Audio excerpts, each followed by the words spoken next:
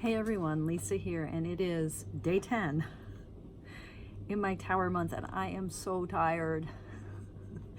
This is my second night of call in a row at the hospital, and this is not the way it normally is, but I had to trade and do some stuff because I'm going to be away this weekend. And, oh, actually, no. Well, anyway, I had to trade. So I've been in this, I went outside yesterday at one point. Oh, and I went outside today too, but I've mostly been in this building. And although I got a good night's sleep, it's just, I'm a little waterlogged, you know, just like I feel like a little bit, the waters of mutuality and spiritual care and spirituality. I've been seeping in them. And it's been interesting. Anyway, so I'm like, the tower, you know, earlier today I had this like whole little snafu that had nothing to do with my work here, but had to do with this thing I was trying to arrange as a birthday present for my husband. Today is his birthday, and he's traveling, and so I was trying to do this whole surprise, and it got all catawampus, and I got really upset because the plans I put into place didn't work out. And I was thinking, oh, this is the tower. This is how the tower is showing up today, in that kind of, you know, like in this situation, I was trying to deal with this person at a bakery in another state, like 3 hours time difference. I'm in Oregon, this is in Indiana, and I was trying to like deal with this bakery, and they had kind of screwed up, but they weren't owning having screwed up, and so I was just really irritated with them, and did this kind of like, you know, like very superior sort of passive aggressive, like I'm trying to be a nice person but I'm really pissed at you, and I got off the phone and I was just like, ugh, it doesn't feel good to be unkind, even if, and not only to be unkind, but, you know, to give someone a hard time because they're not doing their job, in your opinion. You know, like, have you ever been traveling and the airline screws up and an agent isn't very helpful or forthcoming, and you're mean to the agent, and then you realize, well, they're just doing their job and everyone's being mean to them, and, you know, and then, like, I always want to be kind, but I'm pissed off in situations where people are not doing their job well and not doing their job. And then it feels awful to be anything other than kind, but also feels awful to have things not go right. So anyway, this whole blah-de-blah, like, you know, just the kind of frustration that happens in life, because life is life. Excuse me while I have some fluid. I don't mean to give a free advertising here, but I am thirsty. And this isn't even this product, it's just water. But the cup advertises the multinational corporation. Sorry about that. I think I'm a little punchy, I'm realizing. Anyway, so earlier in the day I was like, this is the tower. The tower is about this kind of, you know, this way in which, despite my best intentions, I get drawn into things and I feel this turmoil and I feel irritated and passive aggressive and ornery and then sad. But now that seems very far away. Like that was like a year ago. It was happening at like 11 a.m. this morning. It seems so far away. Like a million things can happen in a few hours. Anyway, so now I'm just kind of tired. But I just pulled some cards to help me kind of continue my thinking about the tower, even while my brain is tired. And I'm still working with my ancient Italian tarot. This is the one with this backing, the newer edition. My little white book says 2010. Anyway, so what card do I pull but my favorite card in the deck, and the trump that follows the tower, Trump 17, the star, or the star as Code blue, third floor, operating room, number 15, code blue, third floor. So it's just, so I'm off the clock. I'm on call, and 9 out of 10 chaplains in my position would go home. You know, it's like I finish my shift and I'm carrying the pager, but I don't like going home when I'm on call because I don't like being, I don't sleep well, and then I don't want to get like on the road in the middle of the night to respond to a call. And so I always spend the night here at the hospital, and they have special sleep rooms for people who are on call. If I were home, I would not hear the overhead page, which just played. And so I wouldn't even know that there was a code blue, which means that someone, probably something like cardiac arrest or respiratory arrest, like an emergent situation, life-threatening. But because I'm here, I heard it, and the reason I was like, was not just because of like, oh my God, there's an emergency, but like that question of, do I respond? You know, I don't have to respond.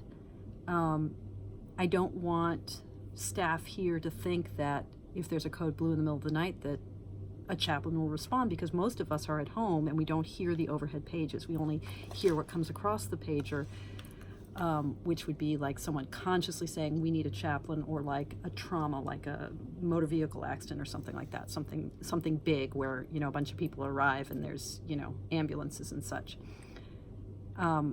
So, you know, there's a good reason not to respond, but it's also not that late. So anyway, so I responded, but I couldn't find, anyway, long story short, I may get paged yet again because I couldn't find where there was family or anything like that. And I think the emergency is still maybe ongoing, maybe hasn't been resolved, maybe it has been resolved, I don't know. It's just to be talking about the tower and talking about the stars, and then to get a code blue. You know, you sort of can't make this stuff up.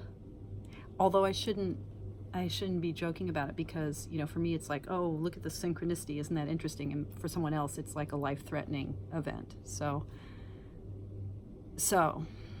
you know, we need to keep a sense of proportion. Anyhow, yeah, the tower. Oh man, never a dull freaking moment. But here's the thing. So, you know, I was talking about how yesterday I had this like flash of, oh my gosh, what the tower is here to teach me is about how to harmonize water and fire and water, how to bring the qualities of soul and spirit and the heart and interconnection, how to bring those together with that kind of individualistic, vigorous drive of the wands, of that fiery energy. And the card I pulled today is the stars, which, you know, fire in the heavens, water on the earth, and a point that others have made before, but, you know, the sort of endlessly, like, you know, the fountains of life in this, or the font of life in this water that the maiden is pouring. It's just, there's sort of no source of this water. There's a sense of this, you know, the water is just pouring out, I mean, it's just abundance. It's just ceaseless flow, you know. So this really is, in many ways, the angelic, divine, creative light of heavens, and the deep, deep, nurturing, endless abundance, love, and spirit of water, of the cups, wands and cups, heaven and the flow of water, will and soul. It's just beautiful all together. I mean, this is the card. This is my favorite card in the deck, you know, with good reason. But I got it upside down. Of course. And so I pulled, as I always do, a clarifying card, but my first clarifying card was also upside down. It was the 10 of Cups. So the abundance of water upside down. So I pulled again and I got a right side up 2 of Wands. Or actually this 2 of Wands, there's no difference between upside down and right side up. So that's actually interesting a little bit. So yesterday, I remember I drew the 3 of Wands and then the 4 of Clubs, and now I have the 2 of Wands. So again, you know, this sort of the bursting forward energy of the Wands, like just starting off the adventure, starting off. For me, the Wands are about, I mean, they're not just about creativity and will and drive. They're also about, the Wands is the suit that I associate with knights, with, you know, the court figure of the knight. The person who responds to the stress of others. It's the Wands as a whole, for those of you familiar with this term, this is the suit of the Bodhisattva. You know, this is the suit of compassion, of that response to the world's cries for help, that sort of sense of, I'm drawn into service. I'm drawn in response to what the world is calling for. And you know, no sooner had I plucked this card than I get a code blue, and I think, should I respond, should I not respond? The playing card that I picked today was the 10 of Diamonds. Like the 2 of Wands, the 10 of Diamonds, and all the suit of diamonds. It's impossible to tell what's right side up or upside down. But the 10, you know, is sort of the pinnacle of the suit, like the 10 of Cups. You know, these round suits, these suits that are about community and resource and sharing, as opposed to the pointy suits, the wands and the swords. So this is kind of material bounty. The red suits, to think about the playing card universe. So putting this all together, you know, I mean, I think there's something about the being drawn to respond to the world, that impulse of the Wands, which leads me to my fatigue more often than not, because I'm kind of putting this is a familiar theme with me, putting my energy into the world, into the world, into the world, as if the energy is coming from me instead of deep, deep, deep from source. The star reminds me that I need that source. I can't just put my energy into the world as if it's coming from my own breast, from my own gut, from my own heart. It's coming from source, source with a capital S. It's coming from divinity. It's coming from the sacred. So tapping into the sacred, really grounding ourselves in divinity, grounding ourselves in our understanding of what is holy, and our understanding of what is true. True with a capital T, but true with a small t as well. The truth that shows up moment by moment in our lives. The truth Code which... gray, patient, 6th floor south. Okay, I'm not going to respond to that. Code gray. A code gray, I can... 6th floor south, neurology. We can't respond Code to everything. Gray, patient, 6th floor south, neurology. But the world keeps pulling us. The world keeps pulling us. Okay. Yeah. The world keeps calling overhead. The world is paging us. How do we tap into source? Okay. Thank you guys for watching. Thanks for listening. And as always, thank you for your practice. Good night.